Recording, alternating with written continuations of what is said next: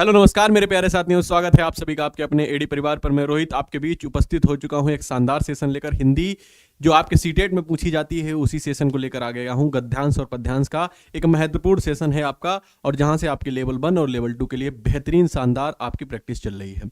सभी लोग जुड़ जाएंगे भाई सेशन में सभी लोग जुड़ जाएंगे और हम लोग सेशन को बढ़ाएंगे आगे, है ना। चलिए तो आ जाइए भाई, सेशन को शेयर कर देंगे सभी लोग। सेशन को शेयर करेंगे, लाइक करेंगे, सब्सक्राइब करेंगे चैनल को अगर आप नए हैं। अगर आप हमारे साथ जुड़कर अपनी तैयारी को बेहतर बनाना चाहते हैं तो बिल्कुल आप हमारे साथ जुड़ जाएंगे। एडी लाइव ऐप को भी डाउनलोड कर लेंगे प्ले स्टोर पर जाकर, और यहाँ प्रैक्टिस के लिए आप हमारे साथ नियमित रूप से जुड़े रहेंगे। सभी का स्वागत है, हार्दिक अभिनंदन है, बंदन है सभी को। गुड इवनिंग, राधे राधे, हर हर महादेव, सलाम, सत श्री अकाल, आदाब। सभी लोग जुड़ जाएंगे हमारे साथ इस शानदार सेशन में, और हम लोग शुरू करेंगे आज हिंदी का बेहतरीन सेशन। नेहा परवीन जी स्वागत है आपका भाई। Rituraj good evening. चलिए सभी लोग जुड़ते रहेंगे और सेशन को शेयर भी करते रहेंगे। सभी लोग जुड़ते रहिएगा, सेशन को शेयर भी करते रहिएगा, ठीक मेरे भाई। सभी साथी भाई सेशन को एक बार शेयर कर दीजिए सभी लोग जल्दी से। काफ़ी कम संख्या अभी, जल्दी से। राजू कुमार जी स्वागत है भाई आपका। पापा की शेरनी, लोकेश, अर्चना, पंकज, सभी का स्वागत है भाई। शरवण राम स्वागत है आपका भी। चलिए तो सभी साथी सेशन को क्या करेंगे, शेयर कर लेंगे भाई। गुड इवनिंग सभी को। चलो आ जाओ भाई सेशन में, आ जाओ सभी लोग, जुड़ जाओगे सेशन में और हम लोग सेशन को बढ़ाएंगे आगे। चलिए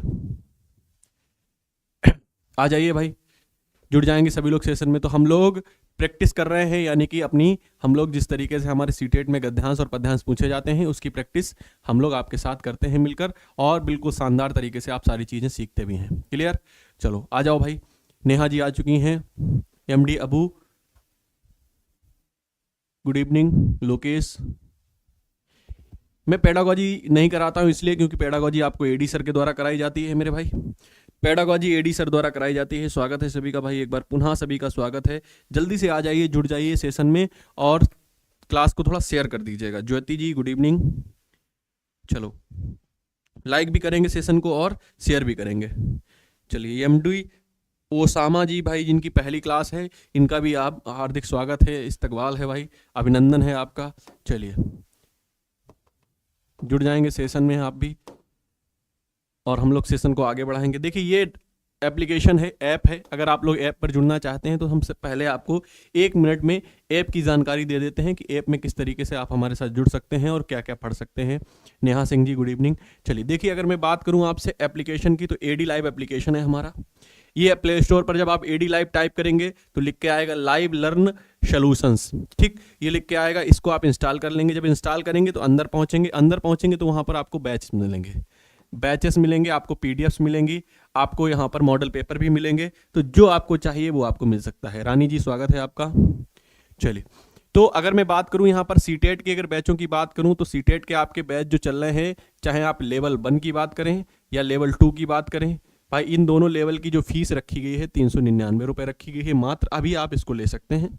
अगर आप बात करें हिंदी स्पेशल की, तो मैं हिंदी आप हमसे पढ़ रहे हैं, अगर आपको लगता है कि हिंदी व्याकरण पढ़नी है और साहित्य पढ़ना है और सारी चीज़ें पढ़नी है तो हिंदी स्पेशल 199 रुपये। तो हिंदी स्पेशल की फीस 199 रुपये है। और यहाँ पर अगर आप चाहते हैं इनसे जुड़ना तो आप भाई इस नंबर पर कॉल भी कर सकते हैं, 85 17 04 8600। इस पर कॉल करेंगे, आप बात करेंगे, बताएंगे क्या आपको चाहिए, किस बैच में आपको जुड़ना है, और आपको बैच में जोड़ दिया जाएगा। रानी यादव जी स्वागत है आपका। Good evening. Priyanka Kumari ji good evening. चलिए एक बार पुनः आप सभी का स्वागत है भाई, हार्दिक अभिनंदन है। चलो आ जाओ सेशन में जुड़ते हैं और हम लोग आज की क्लास को आगे बढ़ाते हैं। जो लोग आते रहेंगे उनका भी स्वागत है और जुड़ते रहेगा। प्रियंका कुमारी जी स्वागत है। देखिए तो हम लोगों के सामने ये आपका गद्यांश है आज का, जिसकी हम प्रैक्टिस करने के लिए आपके बीच उपस्थित हुए हैं और आपको प्रैक्टिस कराएंगे बहुत शानदार तरीके से। क्लियर है भाई। चलिए क्लियर है सभी को, बिल्कुल आ जाइए। रिंकू साहू जी स्वागत है भाई आपका। शुरू करते हैं। क्या कह रहा है, मनुष्य एक सामाजिक प्राणी है। आप लोग, हम सभी मनुष्य हैं और हम सभी क्या हैं, एक सामाजिक प्राणी हैं, समाज से बिलोंग करते हैं, समाज में जुड़े रहते हैं। वह सदैव अपनी इच्छा पूर्ति में लगा रहता है। तो आप भी लगे रहते हैं और मनुष्य भी लगा रहता है। इच्छा पूर्ति में सदैव लगा रहता है। वह अपनी इच्छाओं को, ये आपकी इच्छा क्या होती है, क्या इच्छा है आपकी, इन सभी इच्छाओं में वह लगा रहता है। पूर्ण नहीं होती, इच्छाएं कभी पूर्ण नहीं होती। एमडी जी पूछ रहे हैं, अबू ओसामा जी पूछ रहे हैं कितने नंबर लाना केवीएस के लिए इंपॉर्टेंट है। तो केवीएस के लिए मेरे भाई सीटेट में अगर आपके 90 प्लस हैं तो आप एलिजिबल हो जाते हैं। 90 प्लस आपको लाना अनिवार्य है। मगर इच्छाएं कभी पूर्ण नहीं होती, तो क्या है, वह सदैव अपनी इच्छा पूर्ति में लगा रहता है, लेकिन उसकी इच्छाएं कभी पूरी नहीं होती हैं। एक इच्छा की पूर्ति होती है तो दूसरी जन्म लेती है। आपके साथ भी ऐसा होता होगा कि आप अपने क्या है, आपके अंदर बहुत सारे इच्छाएं हैं, डिजायर्स हैं, आपने बहुत सारी चीजें करने के लिए सोचा भी है और आप प्रतिदिन एक नई इच्छा के साथ उठते हैं और सारी चीजें करते हैं, लेकिन जैसे ही वो इच्छा पूरी होती है वैसे ही दूसरी इच्छा जन्म ले लेती है। एक इच्छा की पूर्ति होती है तो दूसरी जन्म लेती है। इस प्रकार इच्छाओं का अनवरत क्रम चलता रहता है। क्या होता है, इस प्रकार इच्छाओं का अनवरत क्रम चलता रहता है। यही इच्छाएं ही हमें मनुष्य दुख का कारण होती हैं। यानी कि जो हमारे अंदर इच्छाएं होती हैं, जो हम प्रतिदिन अपने आप में जो सोचते हैं, समझते हैं, वही हमारे लिए क्या होती हैं, दुख का कारण होती हैं। दुख का कारण होने से तात्पर्य यह है कि जब हम इच्छाओं को पूरा नहीं कर पाते हैं, जब हम इच्छाओं से, जो हमारी इच्छाएं होती हैं, जो डिजायर्स होती हैं, जो सपने होते हैं, जब हम उनको पूरा नहीं कर पाते हैं तो हमें कहीं ना कहीं दुख होता है ना भाई। स्वागत है साजिदा राज जी, स्वागत है। ममता कुमारी जी, आपका भी स्वागत है। यदि हमें सच्चा सुख पाना है तो अपनी इच्छाओं को दमन करना होगा। सही में अगर देखा जाए तो हमें अगर शांतिपूर्वक रहना है, हमें अपने आप में संतुष्टि प्राप्त करनी है, हमें अच्छे से रहना है, खुशी से रहना है, तो कहीं ना कहीं इच्छाएं कम होनी चाहिए, कहीं ना कहीं हमारे सपने कम होने चाहिए। सपने देखना बहुत इंपॉर्टेंट है, लेकिन उनको पूरा करने के लिए हमें पूरा जोर लगा देना चाहिए। इच्छाओं की बात ये होती है कि हमें आज, अभी आपको अगर कह दिया जाए कि अभी आप पढ़ रहे हैं, अगर आपके मान लीजिए हम कहते हैं आपके 110 नंबर आए, ठीक, 110 नंबर आए तो आपने बहुत मेहनत करी या मेहनत ना करी, आप पास हो गए, और पास होने के बाद आपके 110 नंबर आए और फिर आपकी इच्छा जाहिर हुई कि सर और अच्छा आने चाहिए। तो अगर आपकी जॉब भी लग जाती है तो इच्छाएं कम नहीं होती हैं, तो इच्छाएं हमेशा जन्म लेती रहती हैं। वही क्या है, हमें सबसे बड़ा दुख का कारण होता है, दुख का कारण होती है। यदि हम सच्चा सुख पाना चाहते हैं तो अपनी इच्छाओं का दमन करना चाहिए होगा। भारतीय मानसियों ने कहा था कि जीवन में सफलता की प्राप्ति के लिए जिन जिन गुणों की आवश्यकता माना जाता है उनमें संतोष का स्थान अत्यंत महत्वपूर्ण है। यानी कि भारत में जो महर्षि हुए हैं, महामुनि हुए हैं, महानुषियों हुए हैं, जो महान पुरुष हुए हैं, उन्होंने इस बात को माना है कि जीवन में अगर आप सफल होना चाहते हैं तो आपके अंदर इच्छाएं कम होनी चाहिए, संतोष ज्यादा होना चाहिए।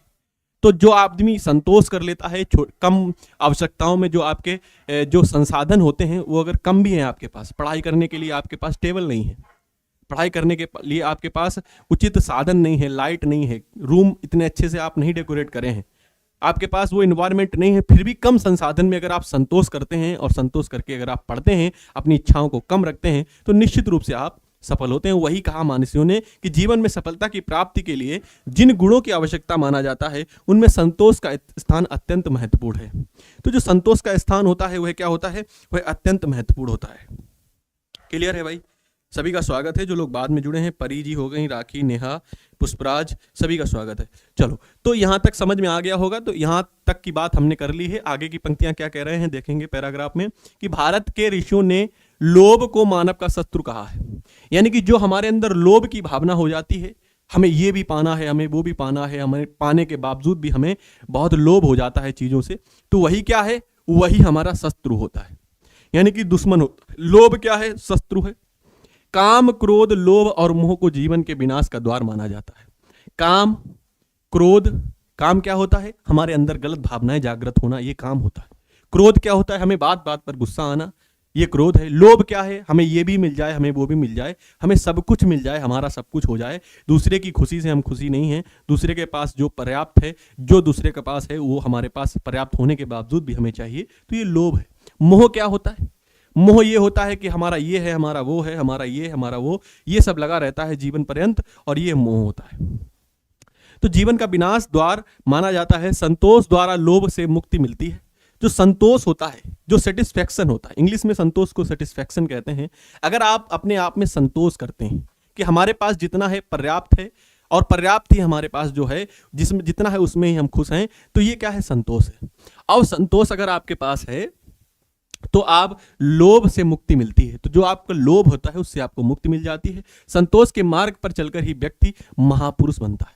तो जितने भी महापुरुष बने हुए हैं वह क्या हैं? वह संतोष के मार्ग पर चले हैं। वह ज्यादा संसाधनों को भोगने के विलास में नहीं रहे भाई, जो उनके पास है उतने में पर्याप्त है वो, और उसमें ही उन्होंने अपने जीवन को जिया है और निश्चित रूप से उसको ही उन्होंने क्या बनाया है? अपना मार्ग बनाकर महापुरुष बन गए हैं। क्लियर? बताइए, क्लियर हुआ? तो इच्छा शक्तियों पर क्या करना चाहिए? अंकुश लगाना चाहिए। संतोष एक ऐसा चीज है जो हमें बहुत आगे लेकर जाता है। कविता पांडे जी स्वागत है आपका। भाई सेशन को शेयर करिएगा, संख्या बहुत कम है आज। क्या बात है, आप लोग जुड़ क्यों नहीं रहे हो? कविता पांडे जी गुड इवनिंग। एक बार सभी लोग शेयर कर दीजिए सेशन को, एक बार सभी लोग सेशन को शेयर कर दीजिए। एजुकेशन इन लर्निंग, भाई आप भी शेयर करिएगा, सभी लोग शेयर करिएगा। अब चलते हैं इनके प्रश्नों पर। अब आइए इनके प्रश्नों पर चलते हैं। पहला प्रश्न आपकी स्क्रीन पर मैंने लगा दिया है, जल्दी से आप इसका क्या करेंगे? इसका आंसर कमेंट बॉक्स में बताएंगे। किरण कुमारी जी, नेहा परवीन जी, जब सभी लोग शेयर करिएगा। बिल्कुल SST की भी क्लास आपकी चलती है और निश्चित रूप से आपको मिलेगी।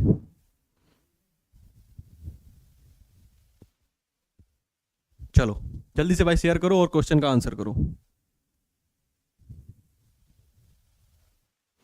क्या कह रहा है कि मनुष्य किस कार्य में लगा रहता है? क्षतिपूर्ति में लगा रहता है, इच्छा पूर्ति में लगा रहता है, उद्देश्य पूर्ति में लगा रहता है, या खाना पूर्ति में लगा रहता है? तो आप बताइए पैराग्राफ में इसका क्या आंसर दिया गया था। मनुष्य क्या है? हमेशा और या किस कार्य में लगा रहता है? इच्छा पूर्ति में लगा रहता है। तो बी वाले जितने लोग, B is the best option, Rahi ji ने बताया, और बिल्कुल B for Bihar is the right answer. तो इच्छा पूर्ति की बात भी की गई थी और यहां पर इच्छा पूर्ति भी दिया गया है। तो बी वाले जितने भी लोग हैं बिल्कुल सही हो आप भाई।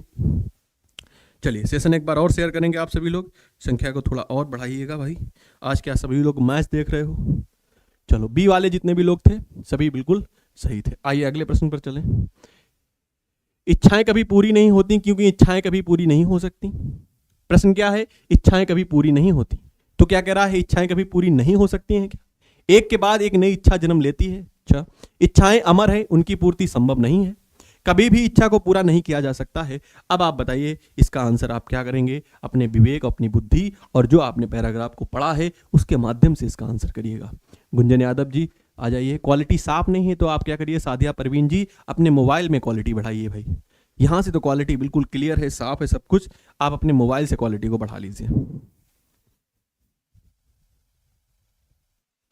बिल्कुल एमडी मकसूद आलम जी, पेपर 2 का भी सीडीपी कराया जाता है। बिल्कुल जो सीडीपी होता है वो कॉमन है और वो पेपर 1 पेपर 2 दोनों के लिए कराते हैं एडी सर, उस क्लास को भी ज्वाइन करा करिए, ठीक है। चलो इसका आंसर बताओ भाई। इसका आंसर दूसरे का बी बता रहे हो आप लोग, बी बी बी। एक के बाद एक नई इच्छा जन्म लेती है, बिल्कुल। तो इच्छाएं कभी पूरी नहीं हो सकती, एक इच्छा पूरी होने के बाद दूसरी इच्छा तुरंत जन्म ले लेती है, और यही हमारे क्या है? दुख का सबसे बड़ा कारण है। जो आपके पास है वो कुछ दिनों बाद अच्छा लगना बंद हो जाता है और हमारी इच्छा होती है कि हमें और कुछ अच्छा मिले। जब हमें अच्छा और मिल जाता है तो हमें वो भी अच्छा नहीं लगता है, फिर हमें और अच्छा की आशा होती है। तो यही एक निरंतर चलता रहता है और जीवन इसी में हमारा कट जाता है, गुजर जाता है, बीत जाता है ना।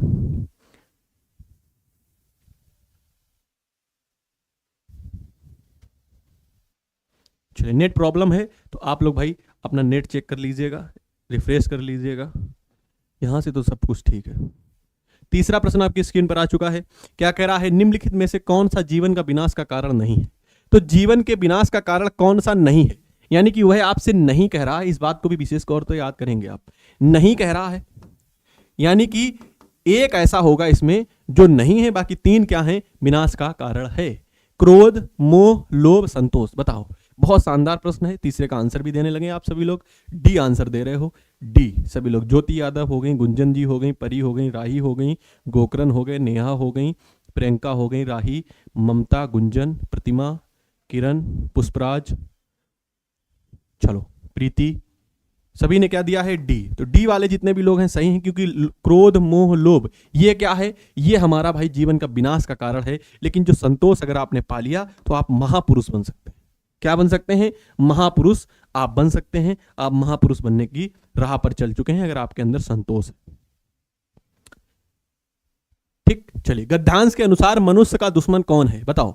गद्यांश में जो कहा गया था कि मनुष्य का जो दुश्मन है, मनुष्य का शत्रु है, क्या शत्रु है? बताओ भाई, दुश्मन क्या है? क्रोध है, वैराग्य है, नैराश्य है, या लालच है? जल्दी से बताइए क्या है, जल्दी से बताइए मेरे भाई क्या है।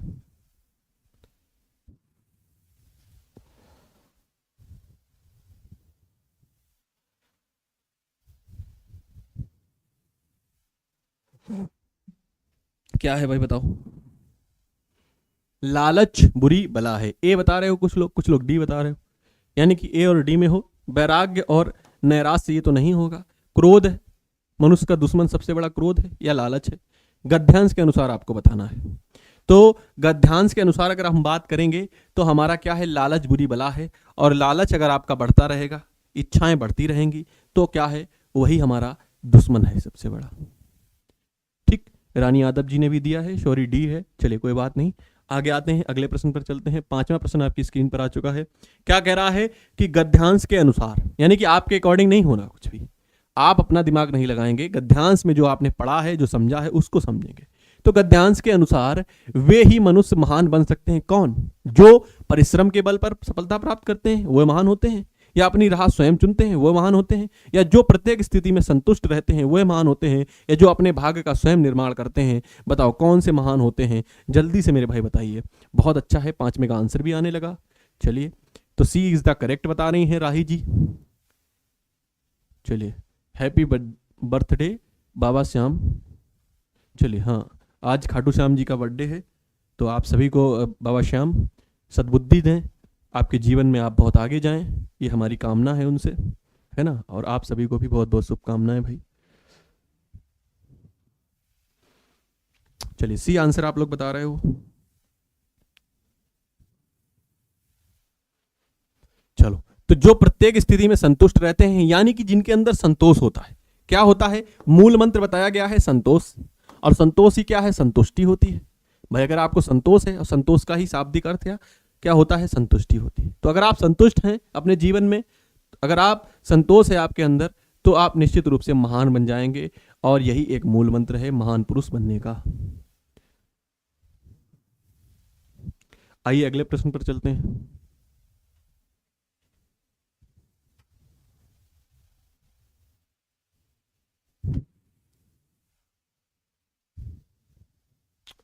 चलिए, यहां तक क्लियर है भाई?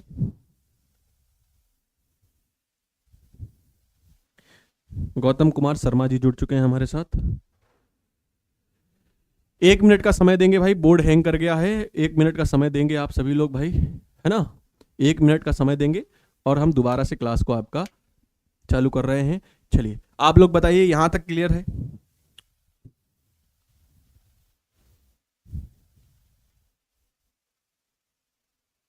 जी क्लियर है भाई। चलो, तो अगर आप हमारे एडी लाइव एप्लीकेशन पर जुड़ना चाहते हैं, देखिए अगर आपको हिंदी में प्रॉब्लम हो रही है, या आपको सीटेट का पूरा बैच लेना है, सभी सब्जेक्टों में प्रॉब्लम है, तो आप 399 का बैच चल रहा है आपको, जैसे कि आपकी अपनी कमेंट बॉक्स पर दिख भी रहा होगा, पिन होगा, तो आप वहां से भी बैच परचेज कर सकते हैं। नंबर आपको पता है 8517048600 पर कॉल करिएगा और वहां से सारी जानकारी आपको प्रोवाइड करा दी जाएगी।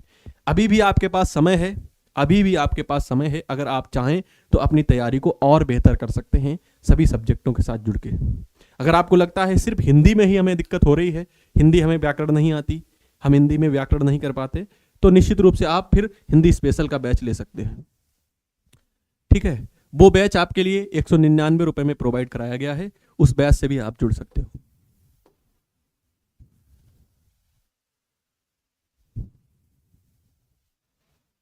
चलिए, 1 मिनट का समय देंगे भाई, आपकी क्लास स्टार्ट कर देते हैं। पीडीएफ निकाल दें। कभी कभी बोर्ड भी हमारा साथ नहीं देता है।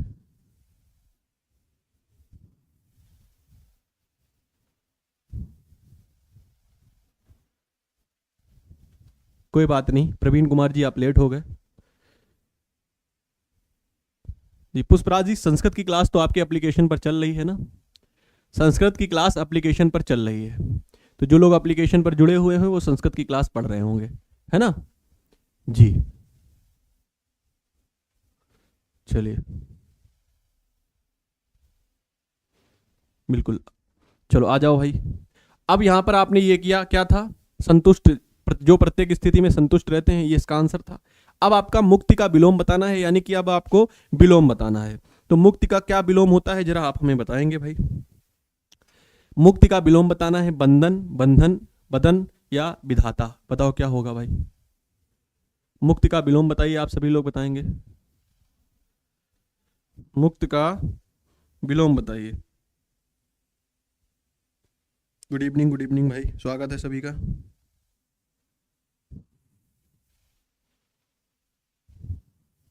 चलो, तो मुक्ति का विलोम होता है बंधन। ठीक, ये बंधन गलत लिखा है भाई, बंधन लिखा है, विधाता नहीं होगा, क्या होगा बंधन। अगर आप मुक्ति चाहते हैं और उसका विलोम, भाई मुक्ति का उल्टा ही तो पूछा गया आपसे, तो मुक्ति का उल्टा क्या होता है, बंधन होता है। अगर आप बंधन में हैं तो मुक्ति चाहते हैं, मुक्ति है अगर आपको तो बंधन चाहते हैं। आइए, इच्छा में एक प्रत्यय लगाने पर क्या बनेगा, अब आपको ये बताना है। तो इच्छा शब्द है, इच्छा क्या है, मूल शब्द है। इच्छा क्या है, मूल शब्द है। और हमने क्या बताया था भाई, मूल शब्द के पीछे लगता है, मूल शब्द के अंत में या पीछे क्या लगता है, प्रत्यय लगता है, और आगे क्या लगता है, उपसर्ग लगता है। तो इच्छा में इक प्रत्यय लगाइए। तो इच्छा में जब हम इक प्रत्यय लगाएंगे तो क्या बनेगा, ये आपसे पूछ रहा है। ठीक, इच्छा में इक प्रत्यय लगाने पर क्या बनेगा, ये आपको बताना है। तो इच्छा में जब इक प्रत्यय लगाएंगे तो क्या बनेगा, ऐच्छिक बनेगा। क्या बनेगा मेरे भाई, ऐच्छिक बनेगा। इच्छा में इक प्रत्यय लगाने पर ऐच्छिक बनेगा। तो जिन लोगों ने ऐच्छिक किया है बिल्कुल सही किया है।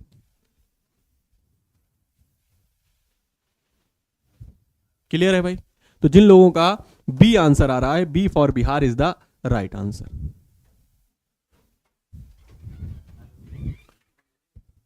चलिए आगे बढ़ते हैं, अगले प्रश्न पर चलते हैं। अब आपको बताना है, आज ही समास पढ़ा रहा हूं मैं, समास चल रहा है, उपसर्ग प्रत्यय में पढ़ा चुका हूं। उपसर्ग प्रत्यय आपको एप्लीकेशन पर मैं पढ़ा चुका हूं भाई। तो जो लोग जुड़े हुए हैं एप्लीकेशन पर उनको पता है कि उपसर्ग प्रत्यय आप हमसे पढ़ चुके हैं।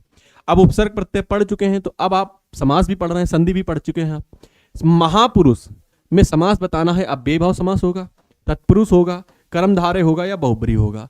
जल्दी से हमें कमेंट करिएगा और बताइएगा सर क्या होगा।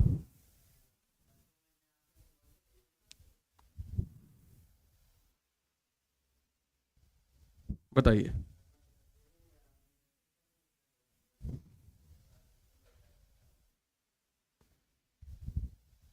गुड इवनिंग रानी यादव, आप बता रही हैं बी होगा, तत्पुरुष बता रही हैं। सभी लोग तत्पुरुष बता रहे हो भाई, सभी लोग तत्पुरुष बता रहे हो। ए बता रहा है, कुछ लोग ए बता रहे हैं, अब बेभाव, कुछ लोग बी बता रहे हैं। तो आठवें का आंसर बताइए आप लोग, आठवें का आंसर बता रहे हो ना, आठवें का आंसर बता रहे हो, आठवें का बी, रानी यादव जी का बी बता रहे हो। इसका मतलब है आपको समास पढ़ने की आवश्यकता है, समास पढ़ने की आवश्यकता है आपको। अगर आपको आता ही नहीं है, व्याकरण में दिक्कत है, तो आप बैच ज्वाइन कर लीजिए अगर आपको दिक्कत हो रही है व्याकरण में। देखिए समास की अगर मैं बात करूं तो महापुरुष को जब हम समास विग्रह करेंगे, तो महापुरुष का जब हम समास विग्रह करते हैं तो महापुरुष का समास विग्रह क्या होगा, महान है जो पुरुष। भाई महापुरुष कौन होता है, महान है जो पुरुष। इसका हमने क्या किया, इसका हमने किया समास विग्रह। क्या किया मेरे भाई, समास विग्रह किया। अगर आप समास विग्रह करेंगे, अगर यहां पर कारक चिन्ह आता, देखिए अव्यय भाव समास क्या है, यहां पर हमें जो हमारा समास है उस समास का प्रथम पद क्या है, प्रधान होना चाहिए। और प्रथम पद ही क्या होना चाहिए, अव्यय भाव समास में उपसर्ग होना चाहिए, उपसर्ग होना चाहिए, अव्यय होना चाहिए या निपात होना, उपसर्ग अव्यय या निपात होना चाहिए। तब जाकर हमारा क्या बनता है, अव्यय भाव समास बनता है। लेकिन यहां पर क्या महापुरुष में कोई अव्यय लगा है, क्या महापुरुष में कोई उपसर्ग लगा है, नहीं लगा है सर, तो अव्यय भाव समास तो नहीं हुआ। अगर हम तत्पुरुष की बात करें, अगर हम तत्पुरुष की बात करें तो तत्पुरुष में मेरे भाई क्या होता है, तत्पुरुष में कारक चिन्हों का लोप होता है। क्या होता है, कारक चिन्हों का लोप होता है। तो जब कारक चिन्हों का लोप होता है या परसर्गों का लोप होता है तो कारक चिन्ह तो आपको पता है भाई, कारक जो होते हैं हिंदी में उनके कारक चिन्ह होते हैं, कर्ता ने कर्म को करण से के द्वारा, तो ये कारक चिन्ह है। और कारक चिन्ह क्या महापुरुष में, महान है जो पुरुष, तो यहां पर कारक चिन्ह तो नहीं दिया गया है, यानी कि हमारा तत्पुरुष भी नहीं होगा, अव्यय भाव भी नहीं होगा। अगर बहुब्री की मैं बात करूं तो यहां पर ना तो प्रथम पद प्रधान होता है या पूर्व पद प्रधान नहीं होता है, ना ही उत्तर पद प्रधान होता है, बहुब्री में अन्य पद प्रधान होता है। अगर अन्य पद प्रधान की मैं बात करूं तो यहां पर तीसरा पद प्रधान हो रहा है। अगर वह कहता महान है जो पुरुष, महापुरुष, और महापुरुष के आगे अगर लिख देता गांधी जी, अगर महापुरुष के आगे लिख देता भगत सिंह, या महान पुरुष क्यों किसी को भी कोई महापुरुष है उन महापुरुष का नाम लिख देता, तो तीसरा पद प्रधान हो जाता, तब जाकर हमारा बहुब्री समास होता। लेकिन यहां पर महापुरुष में क्या है, महान है जो पुरुष, यानी कि महापुरुष और किसी का नाम नहीं दिया गया है। और यहां पर जब हम इसका विग्रह करते हैं, और विग्रह इस तरीके से हो, महान है जो पुरुष, नीला है जिसका अंबर, है ना, नीलांबर। पीला है जिसका अंबर, पीतांबर, तो पीतांबर में भी कर्मधारय समास है। लेकिन पीतांबर को अगर कृष्ण भगवान के लिए यूज किया जाएगा कि पीला है जिसका अंबर अर्थात कृष्ण, तो वो हमारा बहुब्री में चला जाएगा। लेकिन पीला है जिसका अंबर, तो वह क्या हो जाएगा, हमारा कर्मधारय हो जाएगा। इसीलिए महापुरुष के आगे अगर कुछ लगा होता तो बहुब्री होता, तो बहुब्री भी नहीं होगा। यहां पर कर्मधारय समास होगा और महापुरुष में क्या होगा, कर्मधारय समास। महान है जो पुरुष अर्थात महापुरुष, और महापुरुष कौन है, कर्मधारय समास है, क्योंकि यहां विशेषण विशेष वाला समास होता है, उपमेय उपमान वाला समास होता है। ठीक, यहां तक क्लियर। अगर आपको विस्तृत रूप में सारी चीजों को समझना है तो आप बैच को ज्वाइन कर लीजिए भाई, एप्लीकेशन पर क्लासेस चलती हैं, वहां पर मैं और विस्तृत रूप में पढ़ा रहा हूं इसको, तो आपको सारे डाउट क्लियर हो जाएंगे। बाकी यहां पर जो आपको ऑप्शन के अकॉर्डिंग समझाना था मैंने बहुत बेहतर तरीके से समझाने का प्रयास किया है। बताइए कोई डाउट?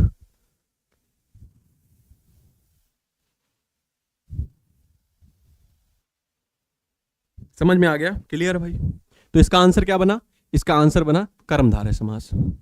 क्लियर? तो महान है जो पुरुष, महापुरुष अर्थात कर्मधारय समास। चलिए आइए आगे बढ़ते हैं भाई।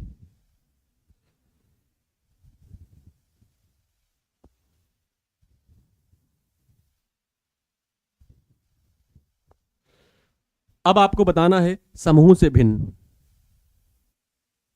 बिल्कुल परी सिंह बता रही हैं सर एप्लीकेशन पे बहुत अच्छे से बताया है। बिल्कुल बहुत अच्छे से बताया है भाई, आप लोगों के दिमाग पे बैठ गया है ये सारी चीजें।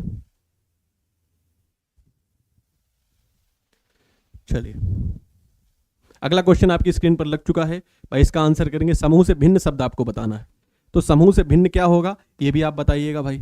समूह से भिन्न, समूह से भिन्न में क्रोध है, लोभ है, सच्चा है, सच है। अब आप बताओ क्या होगा, ये भी आपको व्याकरण की जानकारी होनी चाहिए।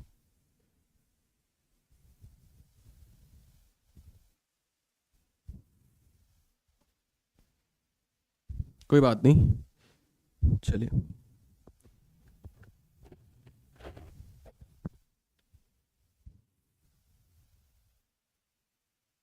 बताइए क्या होगा। सी इज करेक्ट बता रहे हैं, सी करेक्ट बता रहे हैं, कुछ लोग डी करेक्ट बता रहे हैं, और किसी को भाई कुछ आ रहा है दिमाग में तो बताओ।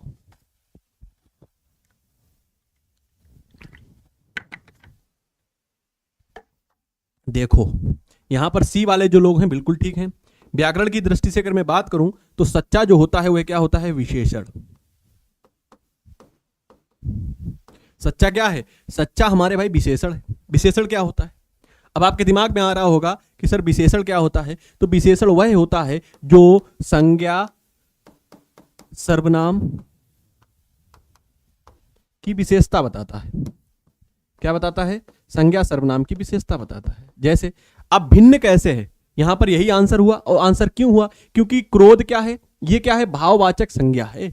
ये क्या है, ये भाववाचक संज्ञा है, ये भाववाचक संज्ञा है। लोभ क्या है, ये भी भाववाचक संज्ञा है। अगर मैं सच की बात करूं तो सच भी क्या है, ये भी भाववाचक संज्ञा है। अब आप कहेंगे सर विशेषण कैसे, देखो सच्चा विशेषण क्यों है, क्यों, देखो मैंने यहां पर कहा कि अगर मैं किसी व्यक्ति का नाम लूं, जैसे हमने कहा राम सच्चा लड़का है, तो हमने राम की विशेषता बताई कि राम कैसा लड़का है, सच्चा लड़का है। जब किसी की विशेषता बताई जाती, संज्ञा क्या होता है, संज्ञा नाम को कहते हैं भाई। संज्ञा सर्वनाम की विशेषता बताता है, संज्ञा नाम होता है, किसी भी व्यक्ति वस्तु स्थान के नाम को संज्ञा कहते हैं। अगर उसकी विशेषता बताई जाती है या संज्ञा के स्थान पर प्रयुक्त होने वाले शब्दों को सर्वनाम कहते हैं, उसकी विशेषता बताई जाती है, तो विशेषता जो बताता है उसको विशेषण कहते हैं। यहां पर सच्चा क्या है, विशेषता को बताया जा रहा है। तो जब सच्चा विशेषता बताई जा रही है तो हमारा यहां पर यह विशेषण हुआ, यानी कि हमारा सच्चा अलग है। ये हमारे क्रोध क्या होती है, संज्ञा होती है, भाववाचक संज्ञा है। जब संज्ञा पढ़ेंगे और उस संज्ञा में भेदों को पढ़ेंगे तो वहां पर पढ़ेंगे कि क्या है, क्रोध भाववाचक संज्ञा है। ठीक, अगर हम बात करें लोभ, तो लोभ भी भाववाचक संज्ञा है। अगर मैं बात करूं सच, तो सच भी भाववाचक संज्ञा है। तो क्रोध लोभ सच ये भाववाचक संज्ञा है, और सच्चा क्या है, ये विशेषण है। यानी कि हमारा जो आंसर बनेगा वह C for Chennai is the right answer. बताओ किसी को कोई डाउट, किसी को कोई डाउट है तो बताओ भाई। गुड इवनिंग आयुष कुमार, बताइए कोई डाउट।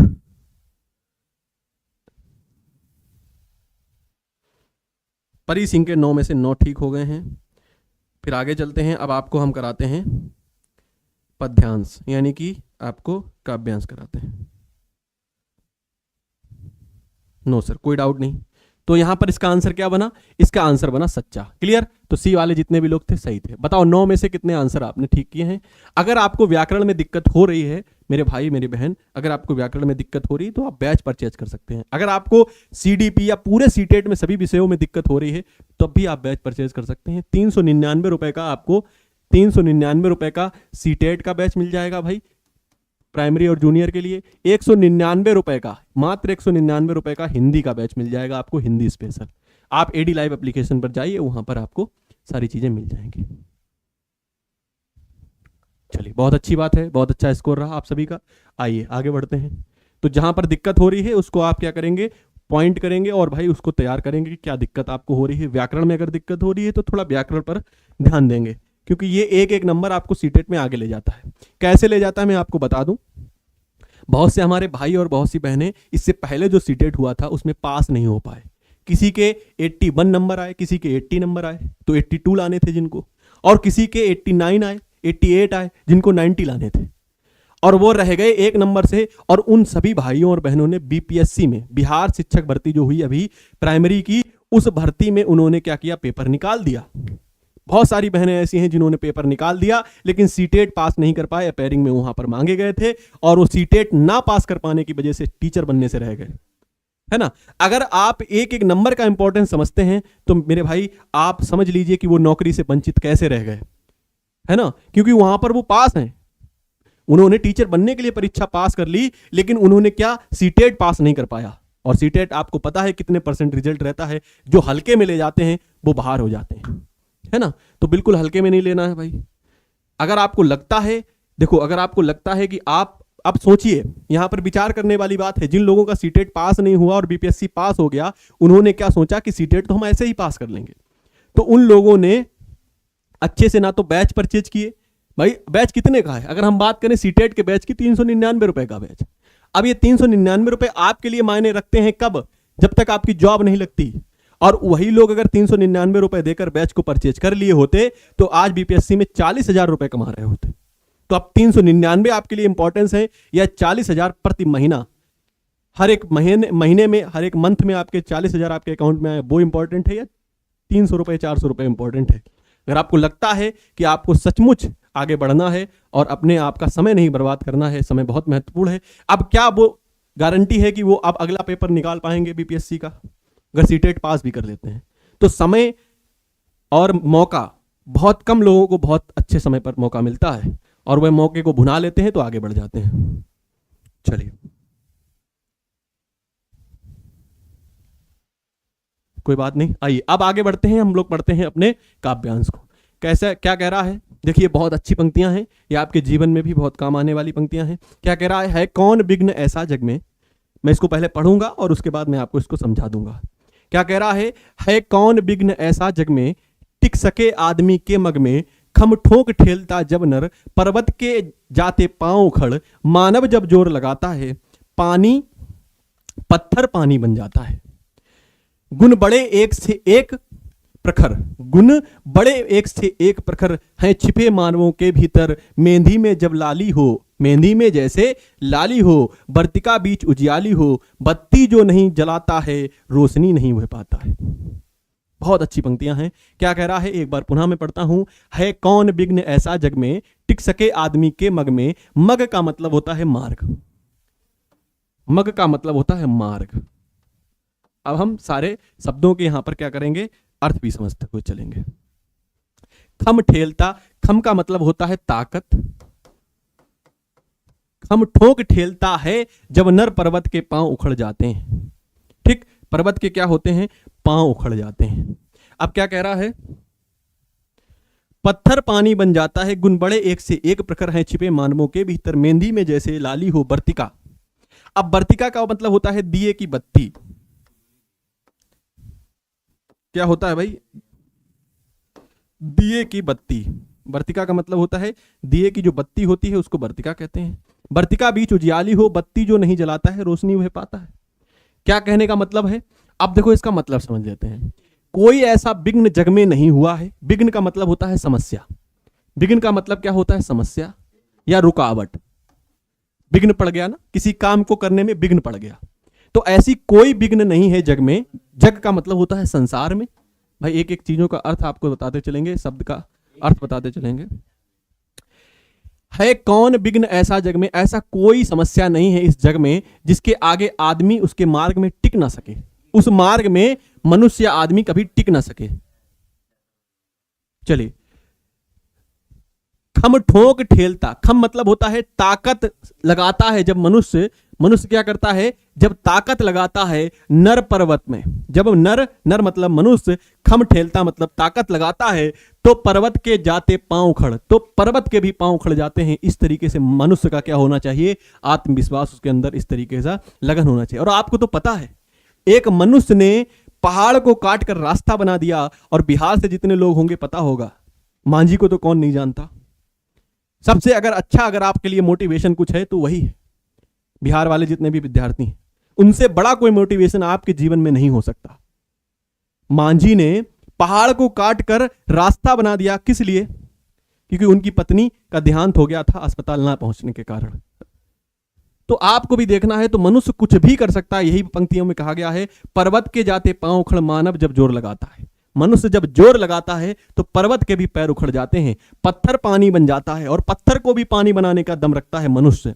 पत्थर पानी बन जाता है, गुण बड़े एक से एक प्रखर, प्रखर का मतलब होता है तेज, तीक्ष्ण। तो एक से एक बड़े गुण होते हैं मनुष्य के अंदर, है छिपे मानवों के भीतर। मनुष्य के अंदर एक से एक बड़े गुण छिपे होते हैं। मेहंदी के में जैसे लाली हो, मेहंदी में जैसे लाली होती है ना, लालिमा होती है। मेहंदी लगाने के बाद जो हाथों में लालिमा छा जाती है, लालिमा होती है, उसकी बात कर रहा है। तो मेहंदी में हो जैसे लाली, क्या कह रहा है, मेहंदी में जैसे लाली हो, वर्तिका मतलब, वर्तिका का मतलब होता है दिए के बत्ती के बीच जैसे उजियाली होती है। तो मेहंदी में लाली होती है जिस तरीके से, और दिए की बत्ती में उजियाली होती है, उसी को कहा गया है बत्ती जो नहीं जलाता है। अरे जो दिया नहीं जला सकता, अपने जीवन में अंधकार में जी रहा है, जिसको अपना लक्ष्य नहीं पता है, आपको क्या करना है जीवन में, अगर ये नहीं पता है तो वह अंधेरे में जी रहा है, अंधकार में जी रहा है। तो बत्ती जो नहीं जलाता है, रोशनी वह पाता है, रोशनी नहीं वो पाता है, यानी कि फिर वो अपने जीवन में उजाला या रोशनी नहीं पा सकता है, अपने लक्ष्य के प्रति नहीं पहुंच सकता है। भाई सभी का गुड इवनिंग, स्वागत है। बताइए समझ में आया कि नहीं आया? परी कह रही हैं हिंदी के कारण मैं इस बार सीटेट नहीं निकाल पाई। बिल्कुल हिंदी को हल्के में मत लीजिएगा। हिंदी को हल्के में लेने के कारण ही हिंदी आपको परीक्षाओं से बाहर कर देती है, चाहे कोई भी परीक्षा हो। राधे राधे भाई, आ जाओ, जुड़ जाओ सभी लोग। बताओ समझ में आया है आपको? चलिए, इसके बाद 8 बजे आपकी 90 नंबर की पेडागॉजी की क्लास है, यानी कि जो पेडागॉजी का डर है वो आपकी अगली क्लास में खत्म कर देंगे एडिशर, तो उस क्लास में सभी लोग जुड़ेंगे, है ना? बताओ समझ में आ गया है? आगे चलते हैं भाई, प्रश्नों को करते हैं। पहला प्रश्न आपकी स्क्रीन पर लगा है, क्या कह रहा है, कविता में मानव के किस गुण का उल्लेख किया गया है? जल्दी से बताएंगे आप, किस गुण का उल्लेख किया गया है? युद्धशीलता, शक्तिवान, रोशन या मानवीयता का? बताओ किस गुण का उल्लेख किया गया?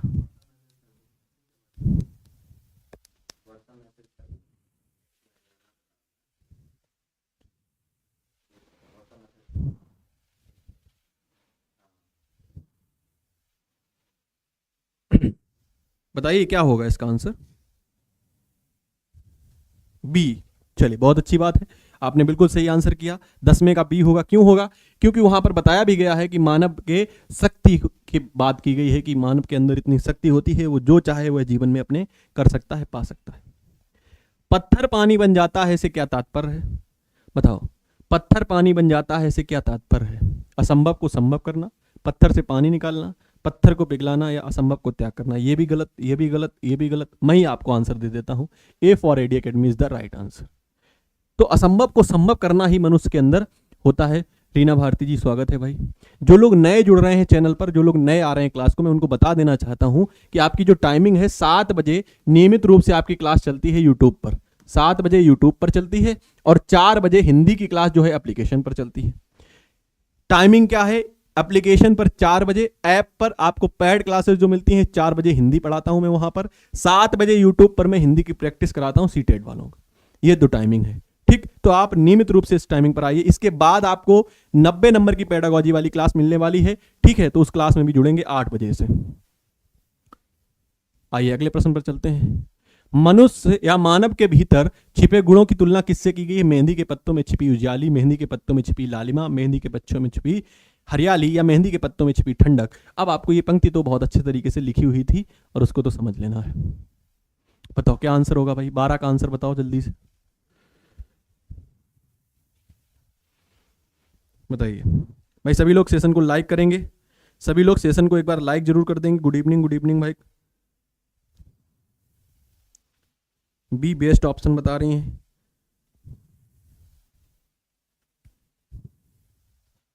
सभी लोग बताइए। बी, मेहंदी के पत्तों में छिपी लालिमा, बिल्कुल यही तो था। तो बी वाले जितने लोग हैं बिल्कुल सही है। आगे चलते हैं।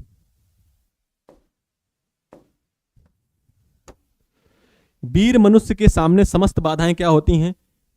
बताओ क्या होती हैं? प्रखर हो जाती हैं, शांत हो जाती हैं, बढ़कर आती हैं, चट्टान बन जाती हैं। ये आपके सामने 13 है और 13 का आंसर बताना। ए होगा, बी होगा, सी होगा, डी होगा, कौन सा आंसर होगा बताओ? 13 का बताओ।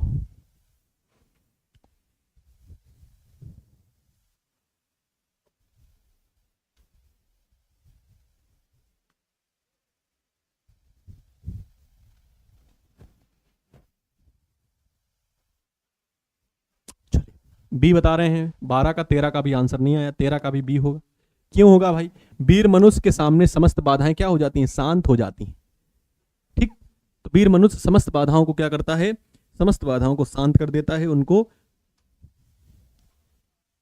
उनसे पार पाने के लिए उसके अंदर शक्ति इतनी है कि वह बाधाओं को पार पाकर आगे निकल जाता है। चलिए, सुख प्राप्त करने के लिए क्या होना चाहिए भाई? सुख प्राप्त करना है अगर आपको भी, तो आपके लिए भी ये पंक्ति है जी। रानी जी अब बी बता रही हैं। देखिए, इस क्लास खत्म होने के बाद आप लोग कमेंट करा करिए। क्लास जैसे ओवर हो जाती है, क्लास ओवर होने के बाद कमेंट में जाकर, कमेंट बॉक्स में जाकर कमेंट किया करिए आप सभी लोग कि आपको क्लास कैसी लगी। फीडबैक दिया करिए, जिससे कि नए लोग जब क्लास को देखते हैं तो वो समझ सकें कि क्लास कितनी इंपॉर्टेंट है, उनके लिए कितनी इंपॉर्टेंट रही, कितनी क्लास में एनर्जी थी, क्या कैसा था, क्या आपको पढ़ने में अच्छा लगा। ये सारी चीजें क्लास ओवर होने के बाद कमेंट करा करिए। अभी आपके जो कमेंट चैट बॉक्स में आ रहे हैं, चैट कर रहे हैं, जो आप लोग ग्रुप पर कर रहे हैं, ये आपकी कमेंट चली जाती है। जो आप क्लास खत्म होने के बाद जो वीडियो में चला जाता है ये सेक्शन, वहां पर कमेंट करा करिए। क्लास खत्म होने के बाद वीडियो में कमेंट करेंगे। रेखा कुमारी यादव जी, शना खान, जेवा खान, परी, सभी का आंसर आ गया है। क्या आ रहे हैं? D answer. तो सुख प्राप्त करने के लिए क्या होना चाहिए? बत्ती जनस पर होगी, युद्ध करना होगा, पत्थर उखाड़ने होंगे, या कर्मठ होना होगा? भाई हमें कर्मठ होना होगा। कर्मठ क्या होता है भाई? हमें कर्म करना है और हमें कर्म से पीछे नहीं हटना है अपने, है ना? तो डी वाले जितने लोग हैं बिल्कुल सही है। आइए, वर्तिका का अर्थ बताइएगा। और वर्तिका का अर्थ अभी हमने आपको थोड़ी देर पहले बता रखा है, तो वर्तिका का अर्थ क्या होता है उसको भी आप लोग बताएंगे। बताओ भाई, वर्तिका का अर्थ बताओ।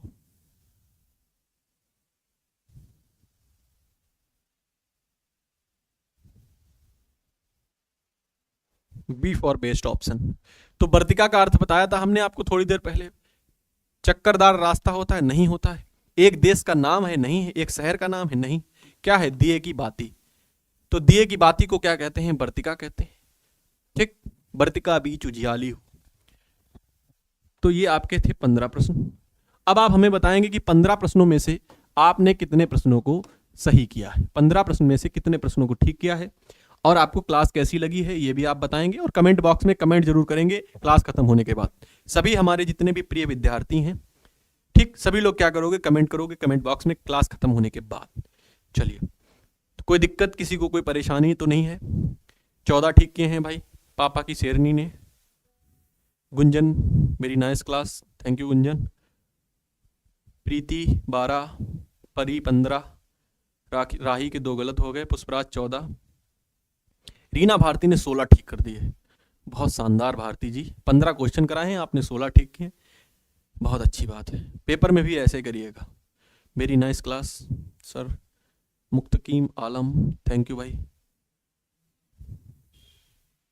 चलिए, इसके बाद आपकी 8 बजे 90 नंबर की पेडागोजी की क्लास है एडी सर द्वारा। ठीक, रानी यादव ने भी क्लास में 14 क्वेश्चन ठीक किए हैं 15 में से। बहुत अच्छी बात है। आप सभी लोग क्लास के बाद कमेंट जरूर करिएगा, क्लास में हम लोग सभी के कमेंट देखेंगे, ठीक है। और कमेंट देखने के बाद हम देखेंगे किन किन लोगों ने कमेंट किया है। आज की क्लास को यहीं तक रखते हैं, मिलेंगे भाई आपसे अगली क्लास में। तब तक आप अपना और अपनों का ख्याल रखिएगा, ठीक है। बहुत बहुत धन्यवाद, आप हमारे साथ जुड़े, ऐसे ही पढ़ते रहिएगा, आगे बढ़ते रहिएगा। जय हिंद, वंदे मातरम।